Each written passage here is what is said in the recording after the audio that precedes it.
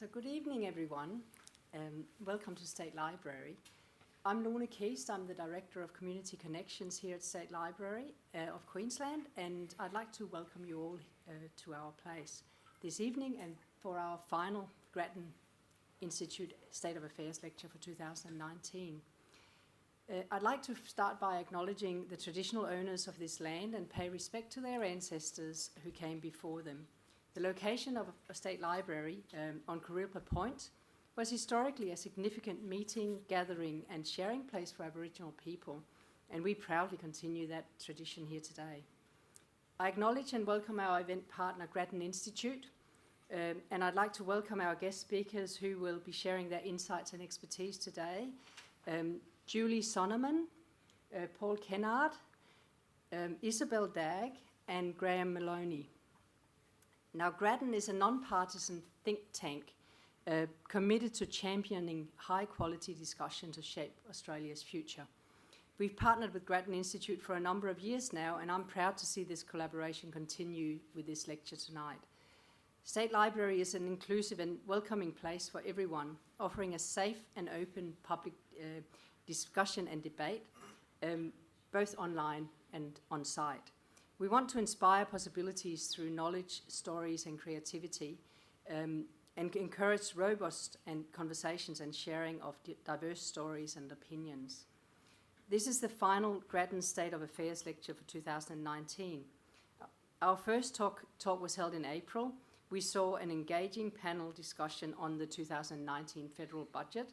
The next event in June featured a panel hosted by ABC's Scott Stevens, discussing the rising housing costs and number of Queenslanders who are homeless.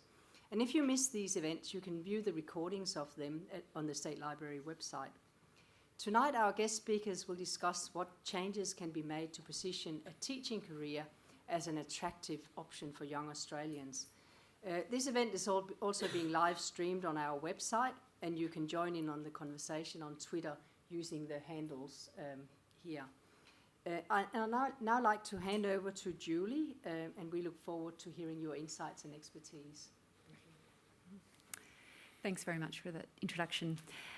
My name's Julie. I'm a fellow in the School Education Program at the Grattan Institute. And I wanted to welcome everyone here tonight to talk about this very important issue about how to attract more bright young people to teaching. At the Grattan Institute, as mentioned, we're an independent, non-politically aligned think tank. We can also choose what we want to write on.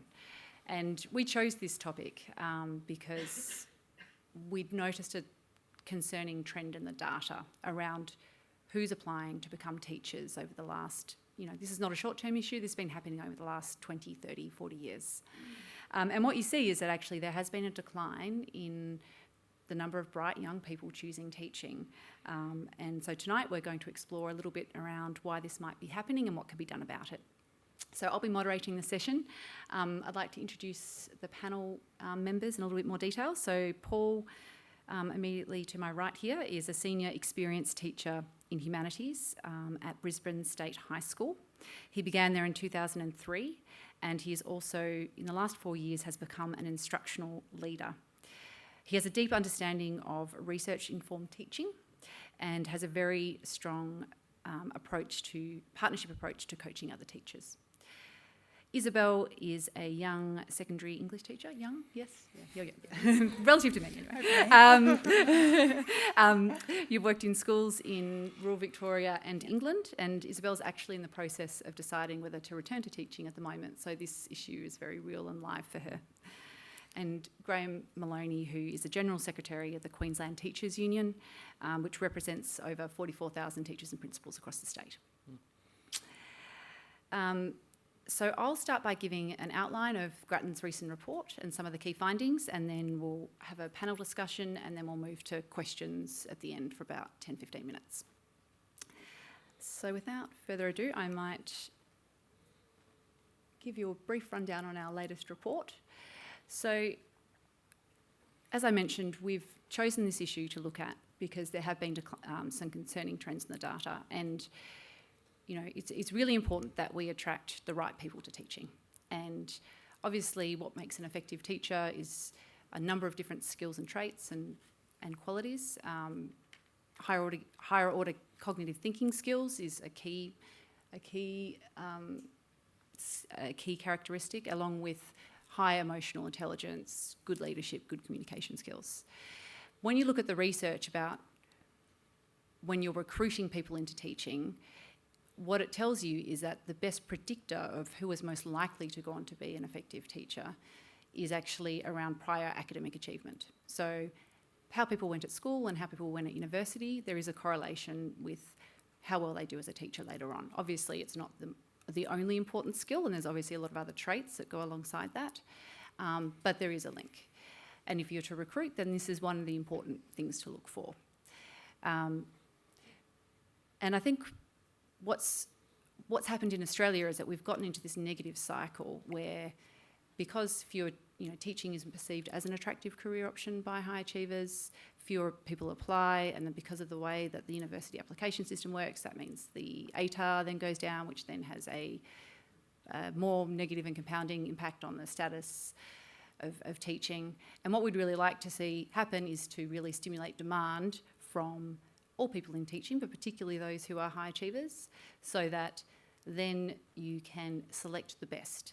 You can select people who do have great academic records and who do have that really high emotional intelligence and who do have all those other characteristics that we're talking about. And if you look at high-performing systems, they do have a lot more interest in teaching. So if you look at, say, Finland or Singapore, for example, we know that there's about 10 applications for every one position at university in teaching. So the situation is quite different. So what our report did was we surveyed around 1,000 bright young people across Australia who have an ATAR of 80 or above, and asked them a little bit about their career decisions and what factors matter to them. And these people didn't choose teaching. And by and large, the first and most important thing is making a difference. So young people are quite altruistic, having challenge, having work-life balance, many of the things that you'd expect. What our survey also did was then compare, okay, so given you've said these things are important, how does your chosen career fare on those things compared to what you think teaching might offer you in those areas? And when you ask the question in that way, you can often get a slightly deeper answer about perhaps some of the reasons they may not be able to articulate about why they've actually chosen their certain careers over another. And what really jumps out is that while making a difference is one of the most important factors to young people, they thought that actually they could get that in their chosen career, not just teaching. And the two areas where teaching fell short the most were around intellectual challenge and high earnings. So the intellectual challenge was a really interesting one because it wasn't that people thought that teaching would be easy, so they did acknowledge that it was a tough and a difficult choice, but just that there was a worry about getting stuck in the one classroom, that there wasn't necessarily a clear career path compared to some of their other career options that they were looking at. And that ability to move forward and to progress was something that sort of came out in the comments. And the second was around earnings, which was interesting because when you ask people, how do you make your career choices, that doesn't necessarily come out as the number one thing, but this is actually where the biggest gap was. And they are onto something, because if you look at what high achievers can earn in other professions, teaching really does fall short. It's quite competitive relatively competitive in your 20s as a teacher compared to your university peers. But as you get into your 30s and 40s, the gaps really open up. And this is not just about in comparison to people doing medicine or law. This is also just in terms of your average typical student, bachelor student who's gone to university. The average teacher salary for those who were at the top of their professions, the gap is huge. And it wasn't always this way. So if we look back to the 80s, salaries in teachings were on par with other professions, and it's since then that there's been big changes. So our report recommends governments do three things. The first is that our survey showed that just some short-term financial incentives for young people were really attractive, and actually this is a very cost-effective reform. I think people often value money now more than later, so to some degree, especially students, so it makes quite a lot of sense. So $10,000 scholarships was a really obvious thing that governments can do for anyone who has an ATAR above 80, obviously with other screening on the other desirable traits that you'd also want for these people. And we're talking about, doing this at scale, so 16,000 across Australia.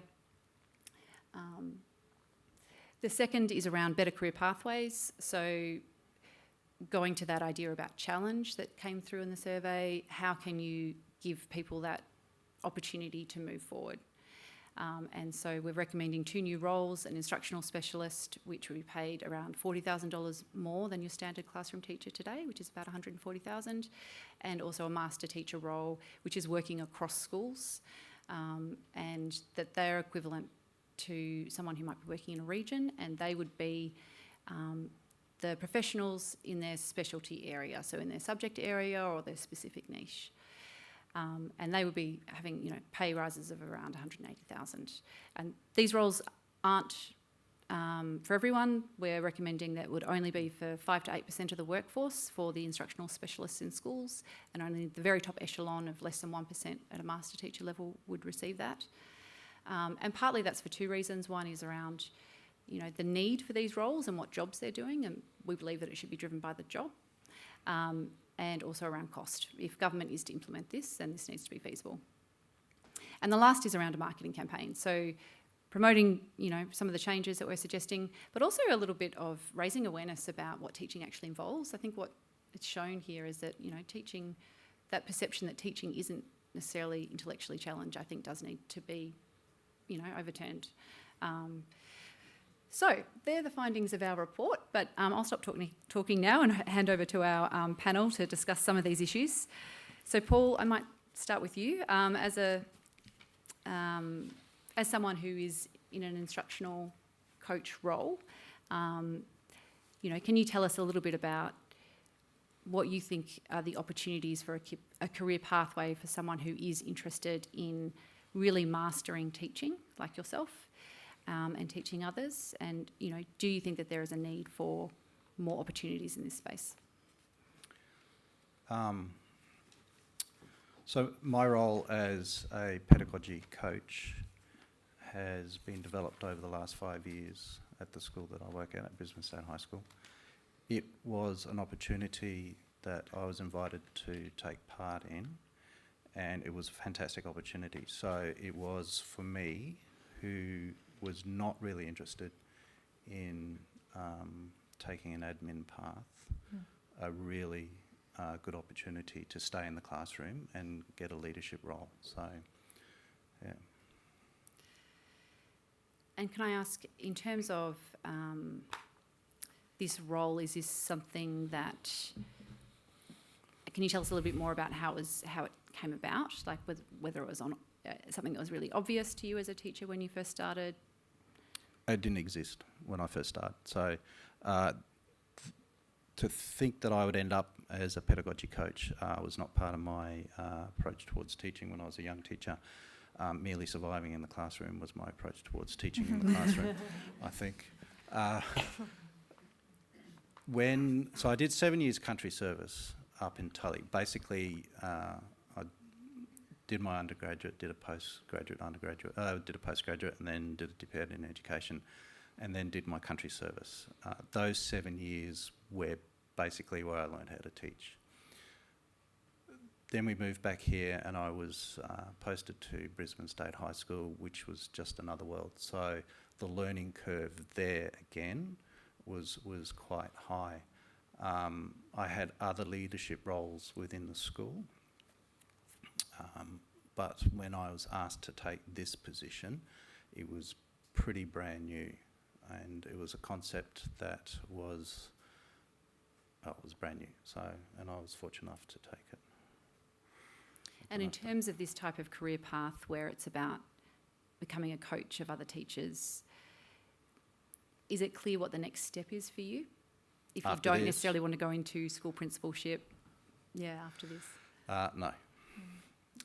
The next step, which I've taken, so pedagogy coach for the last 5 years, that has been a huge learning as well. We've moved from a cognitive coaching approach to now a more instructional coaching approach, learning the skills that were needed to engage teachers, professional teachers, with experience at a partnership level was quite a complex development, and that was a great challenge and very, very rewarding. For me, the coaching space is really, really powerful, and it's something to develop further. What I have done next, the next natural step for me as a career pathway, was to take advantage of the new HALT positions, the highly accomplished and the lead teaching positions. And I have completed my application for a highly accomplished teacher, which I actually have become one today. So that was an extraordinarily difficult and stressful process. It was really, really hard. It's one of the hardest things I've done besides becoming a teacher. So that was the next step. After that, well, I'll just see what that opens up, I suspect. Can you tell us a little bit more about something that came out in the surveys? Was just, young people were attracted to the idea of having support, opportunities to develop and get better as a teacher. Can you tell us a little bit about what you do in your role to coach others? The coaching space is how we use it at State High. It's a voluntary aspect. So the teachers will think, okay, I want to approach the coach and I want to talk about what I want to achieve in the classroom. In this space, the coach and the coachee would sit down and we'd have a conversation about what was on their mind, what did they want to achieve, what were the outcomes they were looking for. And it would be a partnership, but we would go backwards and forwards. A lot of the listening would be on my part. I'd be asking them open-ended questions to get them to reflect upon their practice. What is it that they want to develop? What pedagogy skill do they want to incorporate into their classroom practice? And what are those student outcomes that they're looking for? This is a cyclic process. So the initial conversation would be identifying the actual pedagogy that they would like to work on. The coachee would go away, they would work on it in the classroom. The conversation would occur again 2 to 3 weeks later. How did it go? What worked well? What would you like to change? What are your next steps? And so on and so forth, until the teacher is happy with that particular pedagogy, it's working well with them, the student outcomes have improved, and then we might move on to a new pedagogy. Sometimes this would involve the videoing of the teacher's practice in the classroom, which is extraordinarily powerful, extraordinarily confronting as well. But the conversation would then be again around getting the coachee to reflect upon their practice. So it's not so much as me telling them what they need to do, it's me being used as a sounding board to reflect upon what they're looking at, what they want to achieve, and where to go to next. Julie, can I, anybody who knows me, and there's a few in this room, know I wreck scripts and timing. So, Paul, for your coaching role, do you get some time for that? And yes. And some paid? You paid the same as a HOD? Or No. Now I am, but that's because I'm a highly accomplished. Yeah. No. The way that was approached was I was given 2 lines teaching, or 0.4 teaching, and 0.6 or 3 lines off to work with other teachers. Yeah. Yeah. So you've got the time. Now you're a highly accomplished teacher, you'll get paid $111,000, just so that you can put it all in context of the numbers we're talking about. Is going from $101,000 to $111,000, and the first level that you're talking about is $140,000. Yep. That's right. So that's Yeah, right. that's- That's all the wrecking on. Yeah, no, that's right. So as an experienced senior teacher, I'm on 101 with I thought it was 117 for the Holt, but if it's 111 for the Holt.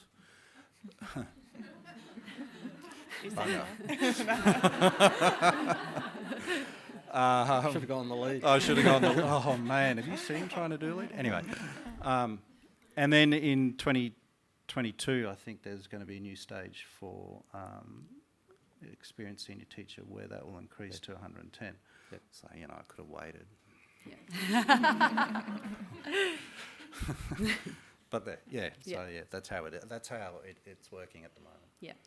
No, and it's a really good point to go straight to the salary, because there is, you know, salary is what it is, but there is something there about valuing expertise and what people are bringing and who master teaching. Yep. Isabel, I might jump to you. So, Paul, that was a really great overview of the type of support, professional support that you provide.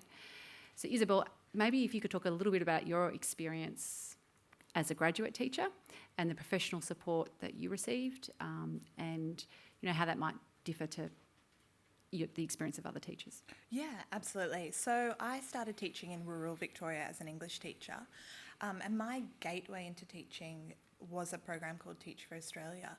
And what that meant for me is that in my first 2 years of teaching, I actually had 3 mentors.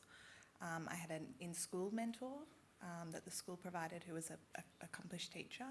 I had a university mentor who was mentoring me as I was studying alongside my teaching, and a Teach for Australia mentor who had a lot of conversations similar to ones you've just described about picking a focus, coming into classrooms, perhaps videoing, and having a very equal conversation about how we could solve the problems that were coming up in the classroom together, or how we could affect the change that we wanted in the classrooms together. So for the first 2 years of my teaching, I had someone coming into my classrooms pretty much every fortnight, which is a really high level of support. And I really valued that. It helped me to become a better teacher. It helped me to survive, my first years of teaching. But all of that considered, I still found teaching really, really hard, and actually ended up leaving the classroom after my first 3 years. So I stayed an extra year on after the program at the same school in rural Victoria. And with all of the coaching that I got, I felt like I was improving as a teacher, definitely. But where for me personally, my experiences at school started to fall down a little was a little bit more at a kind of a school-wide level. I felt like sometimes I still was operating as an island, and I was working really hard to affect change in my classroom, but the systems at the school, the kind of space and the space for people to move into roles of leadership to support teachers wasn't necessarily there. So it's a role similar to yours sounds like something that we would have just loved, because I would have loved to be having conversations not only how to be a new teacher, but how to be a good teacher with all of my peers. And that's what I felt like I really missed.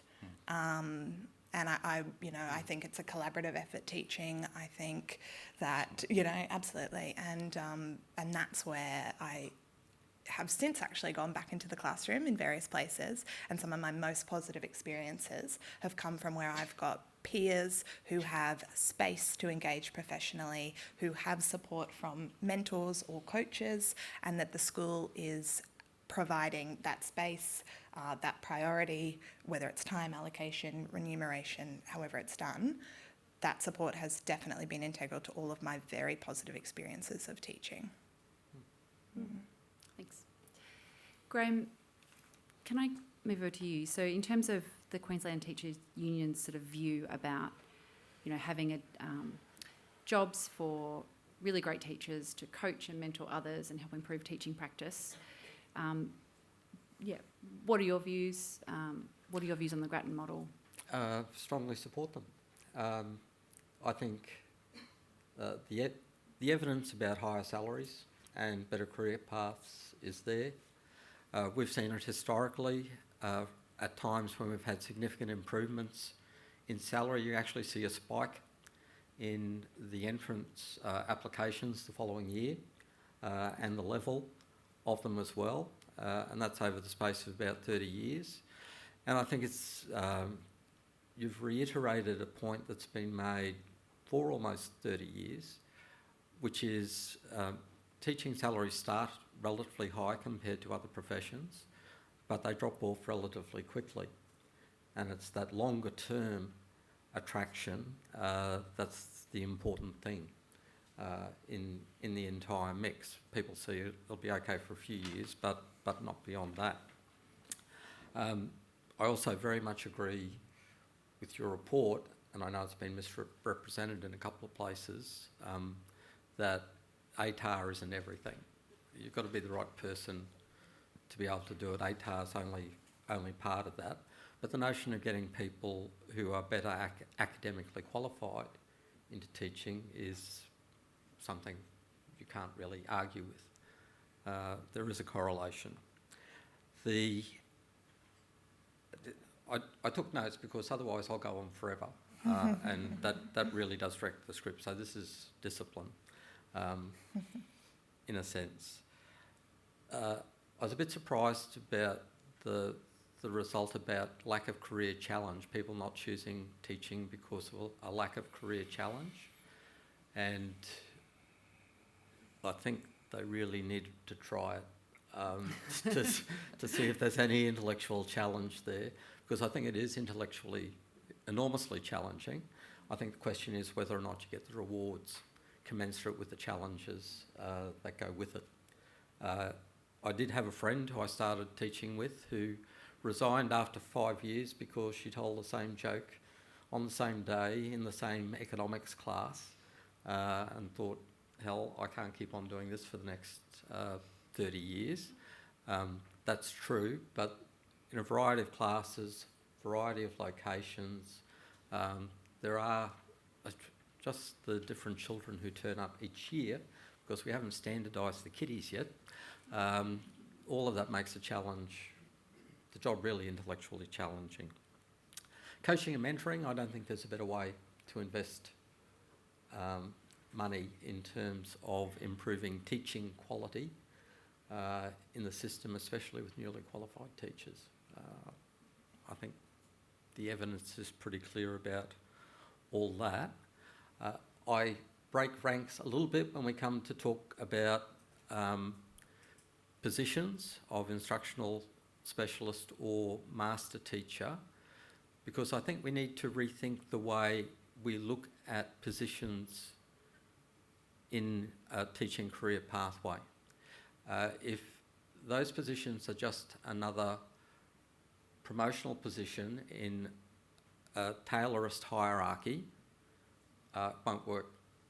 It just, if they're jobs that are going to be doing things to people, and Paul emphasised the importance of the person who's being coached coming to him and that being a real dialogue. You emphasised very much the importance of mentoring in that space. But if it's something that's directed down by a person in authority who is going to do something to you, then it will fail, and it's not worth the effort. So we constantly think in terms of those bureaucratic models, tree diagrams. We need to break that thinking if we're to do something like that. We've been involved in working on, you're going to ask me about the quotas, aren't you? Yeah, okay. We tend to stray away from the notion of the quotas, the 5 to 8%, and the 0.5%. We've been working on the highly accomplished and lead teachers on the basis that that standards base to provide an incentive to everybody to improve their skills and go through that process.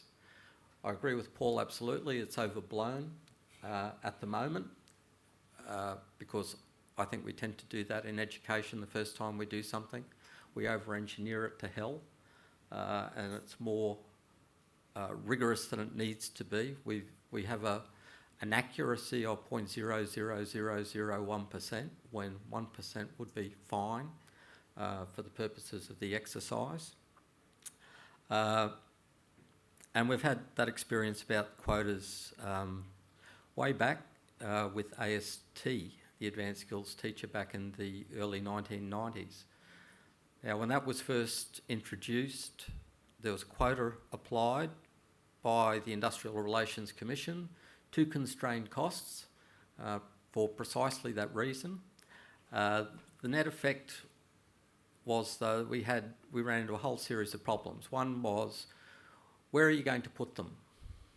Are they based on the number of teachers in the schools? Are they based on the number of eligible teachers in the schools? What if you've got no eligible teachers in the schools?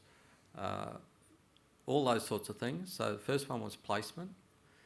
Then they said 80% of the positions are going to be in school.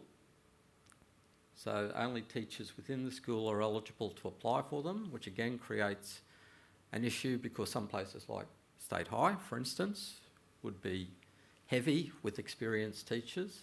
Other places like Tully High would not have a hell of a lot of experienced teachers. And then the remaining quarter was up for open grabs across the state. And we're talking, in that case, that was around about 2,000 positions in a competitive process with about up to 30,000 people being able to apply for them. It's a fascinating exercise, but you're better off spending the money on paying the teachers more than on going through the selection process associated with it. So around highly accomplished and lead teacher, what we've looked at is something that's standards-based. You meet the standard. You get there, no matter where you are. It's an incentive for people to continue to develop. But the numbers that we've got are not high enough. 111 for a highly accomplished teacher is not enough. 121 for a lead teacher is not enough. Ironically, if you go back to the numbers that someone like Lauren Ingverson and Elizabeth Kleinhans were talking about 10 years ago, they would have said a highly accomplished teacher should be paid around about $140,000, and an elite teacher would have been about $175,000 Yeah, right. in today's money. Yeah, yeah. So there you go. I think you've got the price point. Excellent. No, I think it's a really interesting perspective. I think to give context for, for Grattan's model, so in terms of the 5 to 8%, we're seeing that as a rough estimate of the demand for these roles. And I think where we differ is that we think that the positions should be driven by the demand and need for them in the school. And that it would link with the certification process, which we see as a step forward in recognising capabilities, but that would be a prerequisite, but then it would come down to a selection process.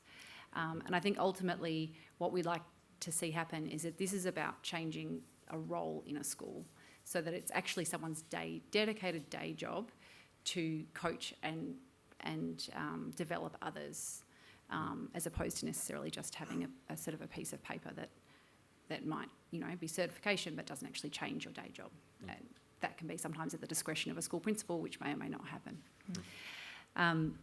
So just quickly now moving to pay. So we've suggested $40,000 more for an instructional specialist in a school, which is relatively achievable if you're an ambitious, great teacher, which Isabel, no doubt you are. Just interested in your quick reactions on, how does, money's not everything, but how does that factor into your decision making at this point in terms of thinking about whether you go back to teaching? Yeah, look, absolutely. Of course, money's not everything, but I'm at the point in my life where I'm thinking really seriously about my financial goals and what's a viable financial goal. Will I be able to, buy a house? Do I want to have children? If I do, what kind of lifestyle do I want? So they're very real considerations. I think the concept of pay as well ties into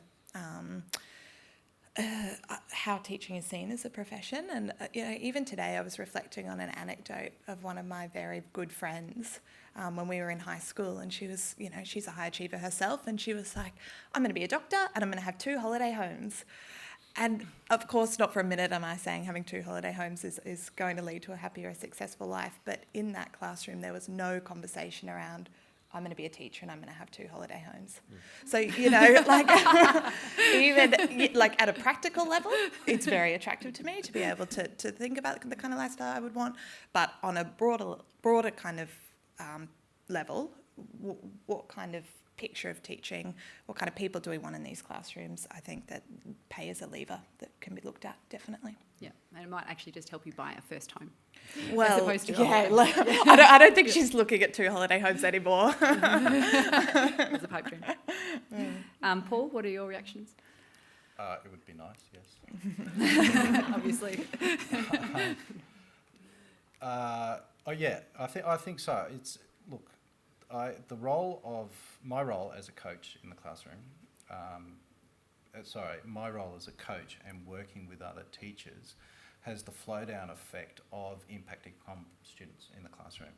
That's the end game. If you're a teacher, you are there to educate and you are there to improve the outcomes of students. Sometimes the monetary aspect doesn't come into consideration.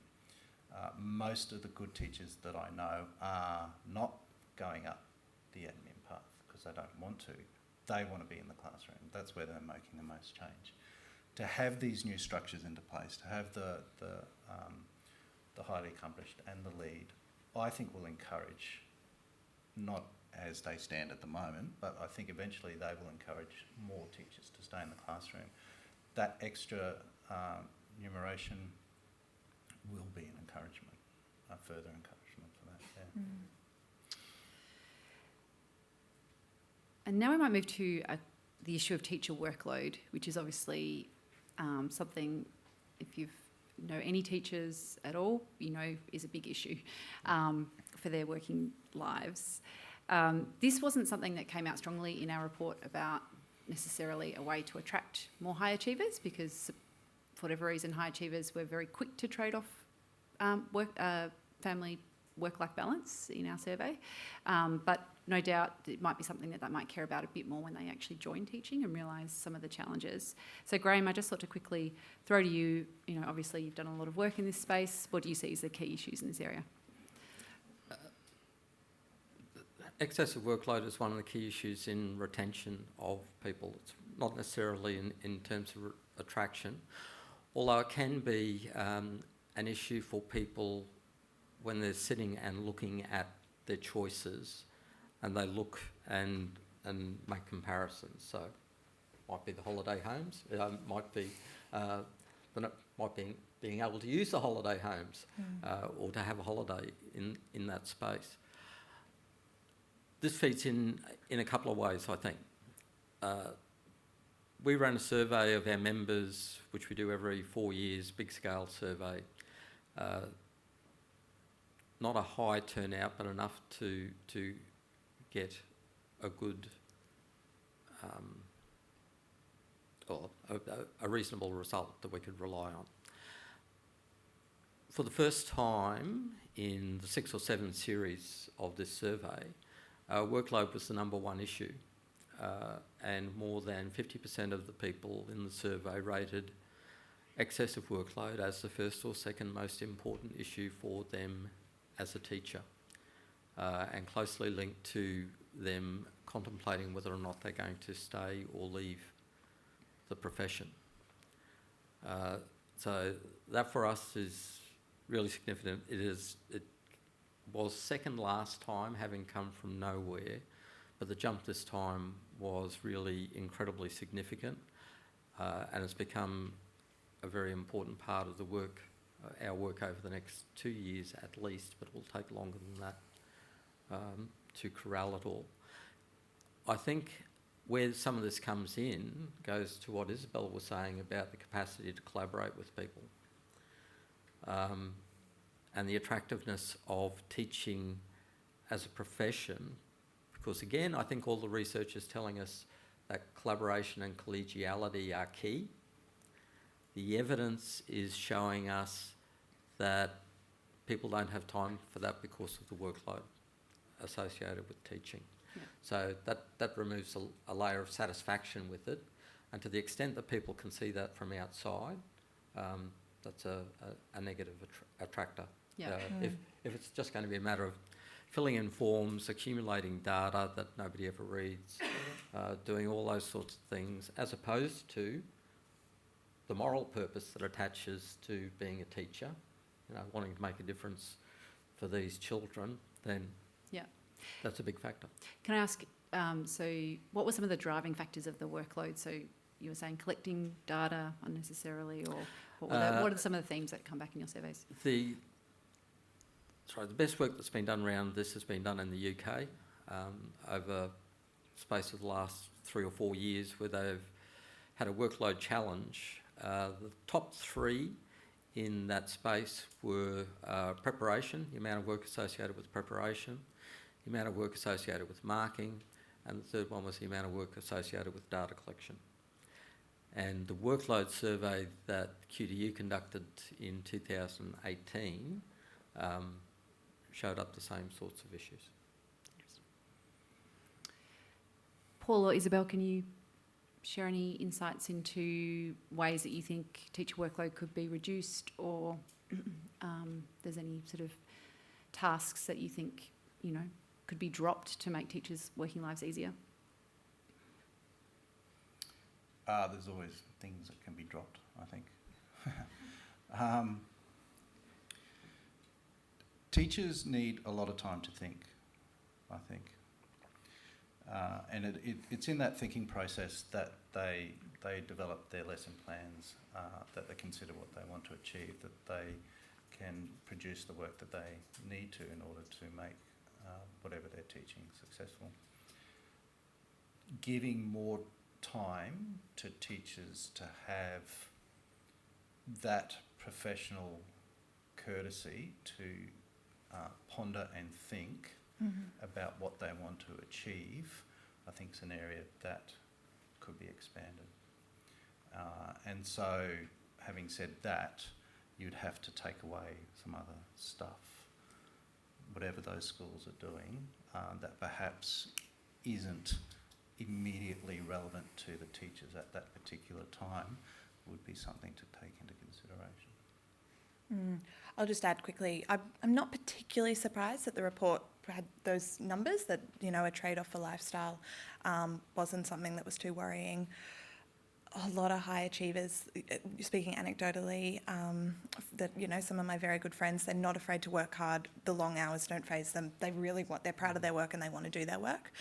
But what I would probably say is that the underlying idea there is that the work ultimately is sustainable, it's meaningful, and that it will lead to change. And I think when teachers are getting caught maybe doing work and putting in hours where they're not necessarily in a habit that's sustainable, or that their work is fundamentally leading to change, that's where teachers can get really, really up, it can be very frustrating.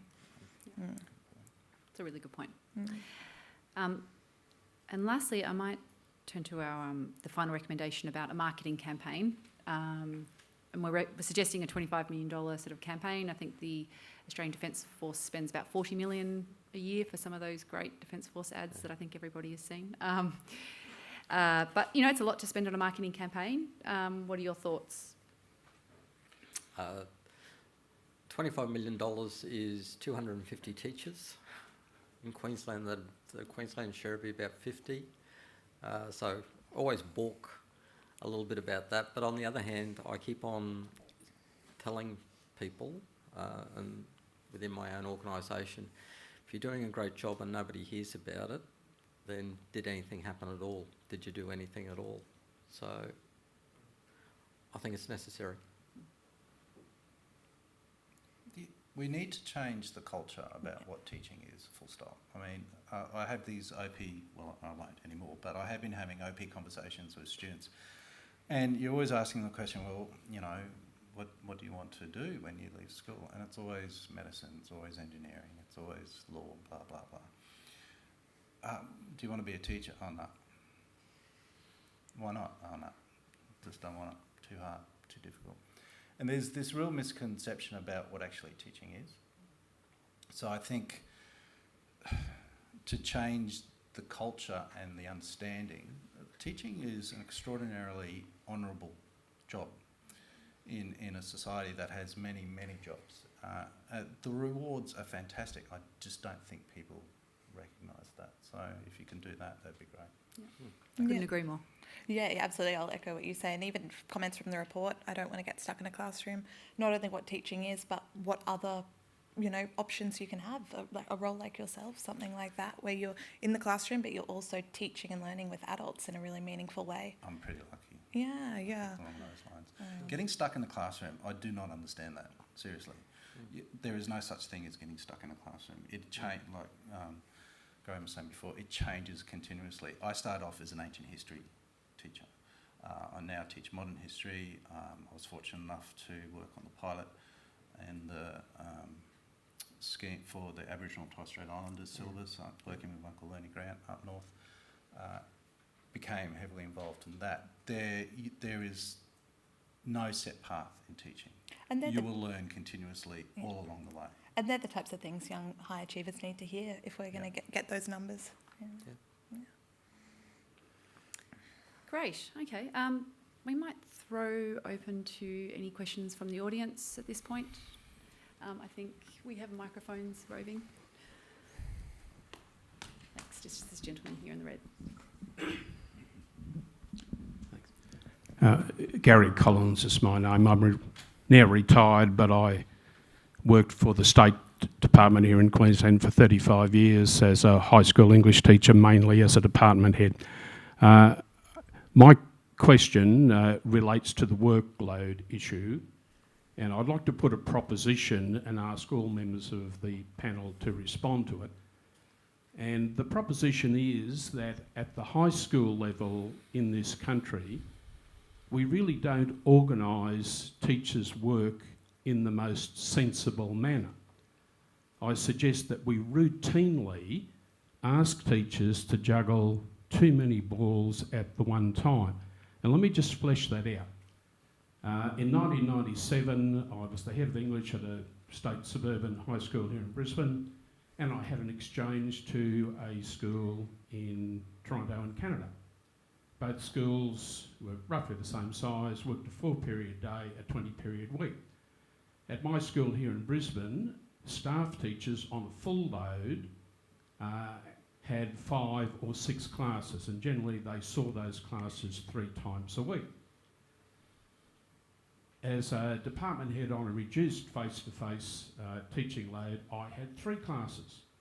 In the Canadian school, employed as a staff teacher, on a full load, I had 3 classes.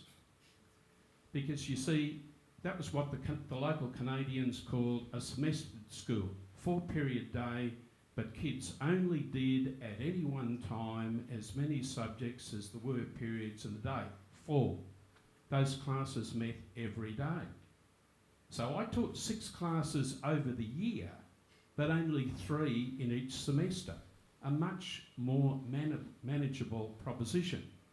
And yet when I tried to put this to people when I came home, they just looked at me blankly and said, "That's not the way we do business here, Gary, you know." Have you been away, by the way? So that's the proposition. We don't utilise the most expensive resource involved in schools in the most sensible manner. We could do a better job with that and make teachers' life more manageable, and they could then take more advantage of the intellectual challenges which are certainly there and have more intellectually satisfying work. Interesting. Thanks for sharing. Any comments? I think there's lots of different ways that we could organise things. My first years of teaching, I spent a lot of time team teaching with the head of department, me as a first-year teacher and a second-year teacher. And we divvied up the work. It was a year 8 class, 3 classes. One person was doing the prep for the particular set of classes. The workload around marking and all that sort of stuff was shared. All those sorts of possibilities. Instead of 3 people doing 3 lots of everything, looking remarkably similar, the workload was shared around. And I got to learn from the head of department, who was really well qualified, and particularly around the things which matter really a lot to newly qualified teachers, things like classroom management and behaviour management. Absolutely, reducing the workload. of teachers would give them more opportunity to plan for better lessons, better outcomes. Sounds like a sensible approach, but team teaching is pretty powerful as well. I mean, I've done a little bit of work in the East Asian systems, and they very much make a very explicit trade-off, particularly in Shanghai, about teachers have roughly about half the amount of teaching classes that we do in Australia, and in the other half of the time, they have time to prepare for their lessons, do their marking, collaborate, and it's a very different system as a result. But having said that, the way that they afford that is because that they have larger class sizes. So it does, I think these are really valid conversations, and I think you get into a space of, well, how can we restructure things so that it is affordable for our government and it is also good for teachers. I mean, some of the issues that we've been looking at Grattan is just some of the efficiencies potentially around sort of lesson planning and curriculum design. There's very much been a trend towards school autonomy and teachers collating their own materials and putting those things together, which I think is extremely valuable. But every now and again, you'll come across a school that will say, "Oh, we've invested all of this, time and effort into constructing and reorganising this particular module ourselves," and you sort of think, I'm sure that's useful, but what's the trade-off there? And, is there more support that could be offered to schools and to individual teachers so that they're not necessarily caught in this cycle of having to create everything themselves and starting from scratch? You mentioned school autonomy. Often what is missing is autonomy for individual teachers. Too often, my observation would be that individual teachers don't get much opportunity to make decisions for themselves because the work program says this and the syllabus says that, and it's nailed down too much. We have PLCs at our school, and they're run by teachers, and those are professional learning communities. And within that system, they have the autonomy to identify a SMART goal that they would like to achieve in their particular area, and this is teacher-driven. That's their autonomy. The new suite of English syllabuses in this state doesn't even trust schools to select texts anymore, which we happily managed for 40 years, but... Gary, I think there's a few other people.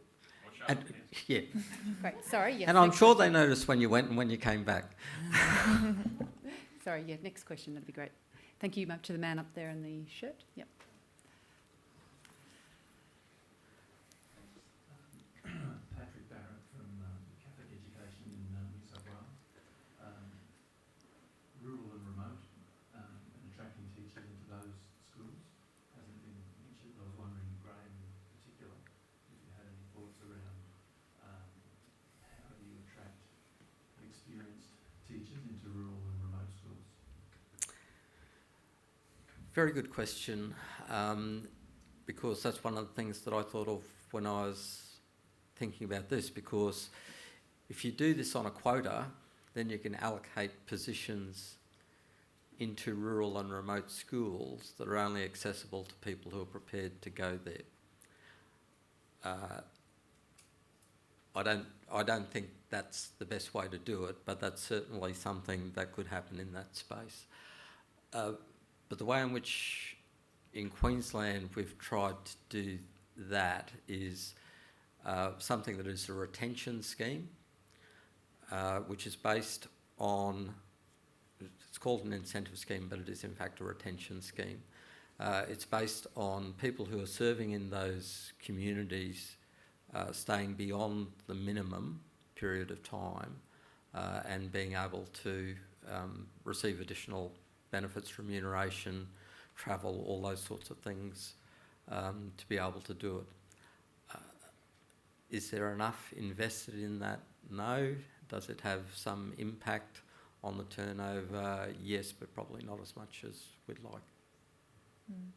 Can I add just a really quick note, just from my own personal experience of teaching rurally for 3 years? One of the main things that I loved about it were the peers that I had around me. And I had some really great peers within an hour and a half, and we put a very, we intentionally cultivate a community, and they were something that was hugely important to me professionally and personally. The other thing, though I ultimately left a rural community, now looking at housing markets and things like that, I'm thinking, I didn't have it too bad out there. Maybe there's some more professional communities doing interesting things. I go for a hike on the weekend, have my own garden. So there are lifestyle factors there that I think some inner city, people who are living in the inner city, like me at the moment, are thinking maybe I could get them easily in a rural, or little more easily in a rural or a remote community. Great. Next question. Sorry, to the man down here in the front. I recognize that the topic is to attract more teachers, and we focus more on the younger generations. I'm a teacher 10 years ago. It's in third world country, and it's different. Yeah. We teach 70 kids in one classroom for Yeah. 8 hours paid job, but you work 12 hours, 10 hours. Mm. So what my case is, I came here because of my education, and my wife was a student, and I'm a teacher back overseas. And then I tried to be a teacher in the first 2 years. So I sent my papers to the college Queensland teachers. So Yep. I got their result assessment, and it says your degree and your experience is as a bachelor degree in Australia. So I'm qualified as a bachelor degree as secondary school teacher. And then I cannot get to be a teacher because they want me to pass IELTS, which involves speaking, listening, Yep. reading, and what's the other one? Writing. Yep. So I think I took 4 times or 5 times. I can get 7.5 on the 3, so I cannot still qualify because the other one is 7. The next exam is different aspect, different area. I get 7. So I said, so I get hopeless, so I stop. But if you want to attract more teachers, there are lots of immigrants that here that are really good in a specific area in teaching. But they cannot just pass the IELTS. But they have the assessment from the college Teachers, that they are qualified as a teacher, and their degree is qualified as bachelor degree in Australia. That's my case. You can attract them. They are mature, they're not young, but they still have at least maximum 10, 20 years they can teach, and they can impact the younger generation in school. And other things is, I remember as a teacher is, do we teach to live, or we live to teach? And if we will go back to the traditional absolute truth, I'm a Christian, okay? It says, if you are a teacher, you have more responsibility and you will be judged more. That's a heavy responsibility. That's why it has intellectual. It's in my case. I still want to be a teacher, but that's what I said. Hopefully they're gonna, because I also meet this person, the founder of another English test in Mount Gravatt, John Graham, and he told me that IELTS was made, they are one of the proponents of IELTS before. It's only made for the coming student in Australia, not for the professional already from third world country to come to Australia, but they include everyone, and now people like me is hopeless to get them. So you can still attract more teachers for the immigrants that I just have. I'm studying TA now as a teacher aide, and I met a couple there. They were teachers before, in that back in the country, science, math, which is, they say it's hard. It's not if you will study. So they are teachers, but they are just TA in a certain high school. I'm studying at TA. So you can still attract more mature immigrants that's already here. They are willing to teach, because for the third world country people like us, if you have the degree, you have something inside of you. And it's not about money in our country. It's we can be the kids' last hurrah, and we can cry to support the kids if they fail. That's what teachers are. So you can still attract other immigrants. So Thank you. So at the start, we sort of jumped over the issue of scholarships as an attraction of people in, and I think that's a really good idea. I came into teaching just after scholarships went out, the old bonded scholarships in Queensland, when those scholarships were a mechanism for smart working class kids to be able to get into a profession that they couldn't in the days before free university. I think in the days of HECS, I think scholarships are a good way to attract high achieving, at least at that school level, in there. But I don't think that that's the only use of scholarships. I think this sort of case where you've got a qualified person who needs intensive English is another great way for governments to use scholarships to get people in. Yeah, that's a really good point. Yeah, particularly because I'm really conscious at the moment. I went to an international conference in Thailand a couple of months ago. We are the most appallingly monolingual country in the world. It's embarrassing. So anything that gets people with more languages teaching is a good thing. Yeah. Couldn't agree more. Great. Maybe a question from the woman here in the white. Thanks. Thank you. Emily Simons. I work at State High with Paul, and if I could pay him that extra 40,000, I would, because the work that he does with teachers is really, it is incredible, and I know that we're very lucky to have him. I guess my question is probably more to Julie and Graham, because I guess when we talk about attracting teachers, I'm thinking about also attracting great leaders into our systems so that we can have, I guess, those people that can create the spaces to do what Paul and Isabel have sort of described in terms of spaces for collaboration and coaching, and to think a bit differently, because I think that's also, it's not for everyone. As Paul said, it's not for everyone, but we also want to attract great leaders in schools, because we also know that having that great leadership in schools and in systems is what generates, I guess, ability to be able to, push the agenda around what's happening in schools for teachers and for kids. So I'm interested in how that perhaps plays into some of that research and the thinking behind that. Yeah, no, it's a really good question. Our research looked mainly at high achievers, so we didn't test or look at people who have that sort of leadership potential, but I think it's a fascinating piece of research to do. I probably don't have more to offer on that issue than that. Graham, do you have any other comments? Yes, millions. I think something like this sets up a dynamic and a tension in that space. So creating more highly paid teaching positions offers a pathway for people who want to stay largely involved in the classroom rather than going into those other roles. Does that create an issue around people going into leadership? I think it does, because the minute you attach people can get equivalent money over here, then I think you find fewer people going into that promotional pathway.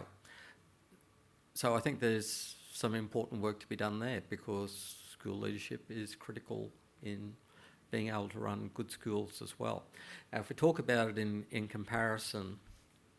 comparative dollar terms, we've just finished an enterprise bargaining agreement. We paid particular attention to salaries of principals, but we ran into a cap. So Paul's principal, your principal, at the end of this agreement is going to get paid $212,000, which sounds like a hell of a lot of money, but not when you consider that State High there's 3,200 students. There's a teaching staff of 250, overall staff of more than 300. 211,000 is not enough. It was on my back to get him a $50,000 pay rise. I don't think I succeeded in that one. So, but in answer to the question, both are essential. It's recognition of either. Yeah. It's the same concept, I guess, of not just remuneration, but also that Yeah. idea of there's growth opportunities and there's support for that in terms of what teaching is as a profession, as much as that importance of that strand in it. So it's that balance, I think. Yeah, and I use the analogy the same as I do with teachers. A good principal should not have to go into a bureaucracy position in the Department of Education. A bureaucracy position in the Department of Education to achieve the higher levels of pay. Same sort of principle. Yeah. Ellie. And I think, sort of just anecdotally, it seems like the principal role itself also needs to be examined, I think, as well as the support and the pay. A lot is expected of principals under this, more devolution of schools and autonomy. And, in some states they have introduced business managers, for example, to help try and share the load. But I do think there potentially scope for some of those functions to be done by others, potentially, so that principals can concentrate on a narrower, and deeper set of tasks. For example, some of the, instructional leadership that you've obviously delegated out to Paul in the school is great. I think sometimes there's a tendency for principals and to hold that very closely within their sort of, close senior executive teams. In 35 years, I never saw a principal do anything that could realistically be called instructional leadership. And I don't think that's an unusual experience. All right. Thank you. Perhaps the man up the back there in the jumper. I don't think anyone in the room would doubt that paying teachers more would fix a number of the systemic issues. Like, really, the graph tells us everything there. But Graham, you just come out of an EB conversation with government. There is no appetite for this, as far as I can tell, because if there was, you would be announcing the new pay at the recommended rate that Grattan would have come up with. At high levels, yes. So can you, I suppose, give us an insight as to what your counterpart on the other side is saying about teacher salaries? Yes. Now, let me just be sort of reasonably careful about this. No, It's a closed room. Yeah. Some cameras. I think the fundamental problem is for the bulk of government, education is still seen as a cost rather than an investment. That's at the end of the day the issue associated with it. So in some respects, the notion of whether it be a quotas or standards based, if we're talking about salary levels of around 140,000, 180,000, is quite irrelevant because they're going to have a fit at the salary levels and the costs associated with that.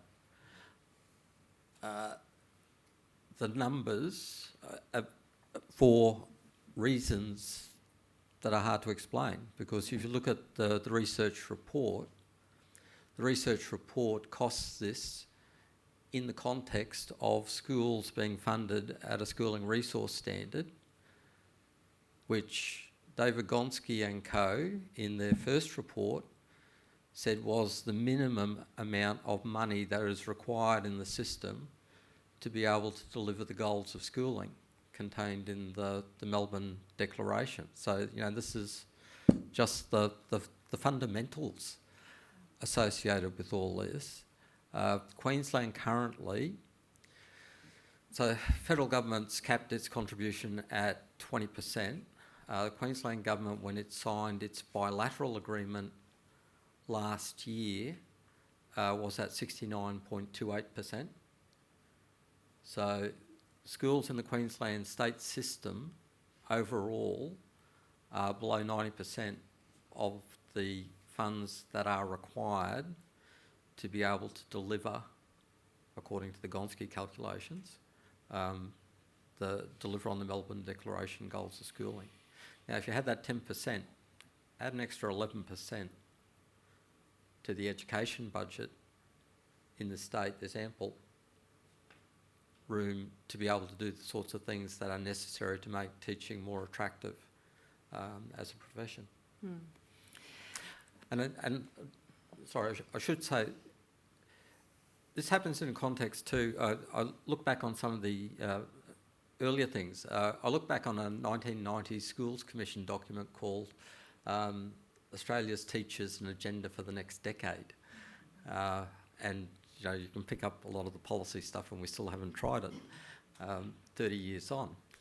But one of the things that it said right at the start was placing it in context. We are not in a crisis in any of this. A lot of places around the world would just kill to have the professional teaching workforce that exists in Australia and in Queensland in particular. United States, UK, all those sorts of places would like to have people as skilled and as qualified as we have in Queensland. So it's not a crisis in the sense of a deficit, but it is a crisis in the sense of how much better could we be if we had the means to do it. Exactly, and I reiterate that. And I think that the point is that there has been a declining trend in the last sort of 2 to 3 decades. And I think the more that the disparities do open up in salaries, you sort of question, well, where will that trend keep going? These are very slow, gradual changes, but we are starting to really see some of the effects. Was the trend pinned to, say, was the trend pinned to civil servant salaries in general, for instance? So you can see that that teaching salaries have largely flatlined. Has the bureaucracy also flatlined at the same level? So are we sort of captured by public servants, or do teachers appear to have been poorly represented relative to public servants? I'm not sure about public servants particularly, but we've compared teacher pay to professional pay in a variety of careers across Australia. I think in terms of the trends, so there has been a big part of the explanation has been the move of a lot of bright women out of teaching as they gained options elsewhere. So that was a big chunk of the decline in the 80s. But we have seen more people move out in the last, fewer high achievers selecting to go into teacher education courses in the last decade as well. The declines have been the greatest of people going into teacher education in the last decade of all fields of education at a high level. So undeniably there is some link there, and we have looked at the pay increases in the last, I think it's over the last decade in different states and territories, and how that's compared to pay increases in other professions, and it has still not kept up with the increases. So not only are we coming from a lower base, but the increases aren't the same either. Yeah. But part of the premise of your question is correct, because working in state systems, most state governments have a state wages policy that is the benchmark for everything that they do.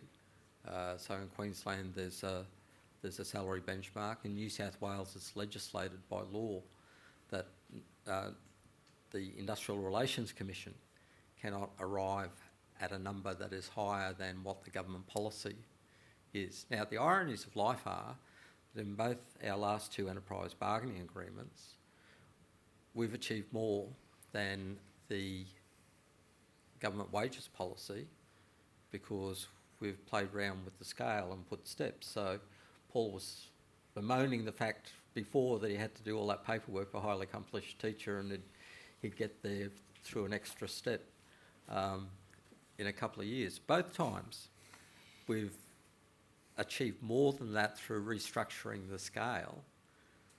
But going back to the issue about marketing plans, the government insists on presenting the teacher enterprise bargaining deals as this is compliant with government wages policy, and it's only 2.5%, when it's not. So it undercuts its own capacity to recruit people into the profession.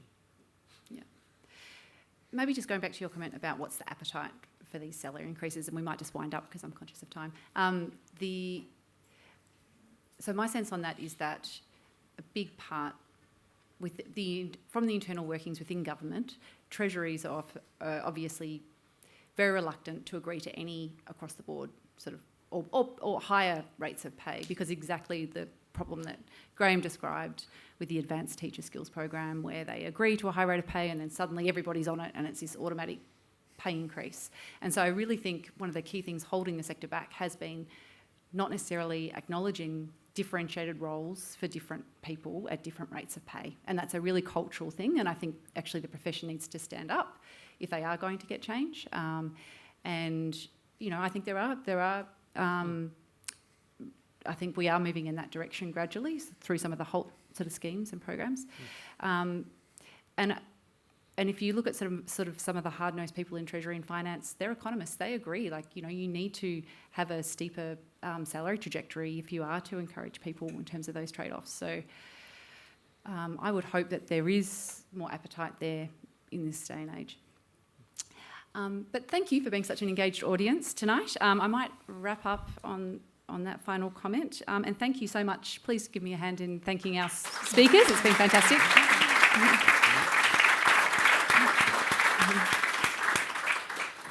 Great, and thanks so much for coming today.